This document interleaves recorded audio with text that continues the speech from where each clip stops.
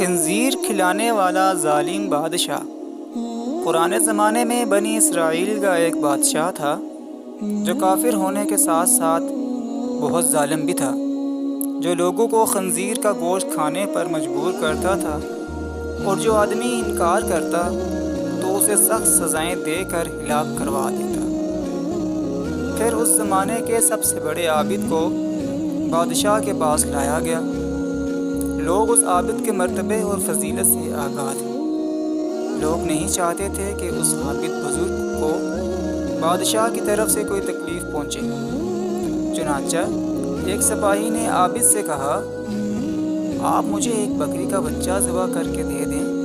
جب بادشاہ کہے گا کہ اس عابد کے سامنے خنزیر کا گوشت رکھیں تو میں وہی بکری کا گوشت آپ کے سامنے پیش کروں گا۔ بادشاہ یہ سمجھے گا کہ آپ نے اس کی خواہش کے مطابق خنزیر کا گوشت کھا لیا، اور اس طرح آپ بھی ہلاکت سے محفوظ رہیں گے۔ عابد نے بکری کا بچہ ذبح کر کے اس کا گوشت سپاہی کو دے دیا۔ جب عابد کو بادشاہ کے سامنے لایا گیا تو بادشاہ نے حکم دیا کہ خنزیر کا گوشت لایا جائے۔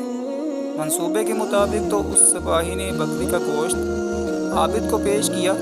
بادشاہ نے کہا، میرے سامنے خنزیر کا گوشت کھاؤ۔ عابد نے کہا، میں ہرگز نہ کھاؤں گا۔ یہ سن کر سپاہی نے اشارے سے بتایا کہ یہ وہی بکرے کا گوشت ہے جو آپ نے دیا تھا، آپ بلا جھجک کھا لیں۔ لیکن عابد نے بادشاہ کے سامنے وہ گوشت کھانے سے انکار کر دیا۔ ظالم بادشاہ نے سپاہیوں کو حکم دیا کہ اسے قتل کر دیں۔ جب عابد قتل کے لیے لے جانے لگے تو وہی سپاہی قریب آیا اور کہا، آپ نے گوشت کیوں نہ کھایا؟ بخدا یہ وہی گوشت تھا جو آپ نے دیا تھا۔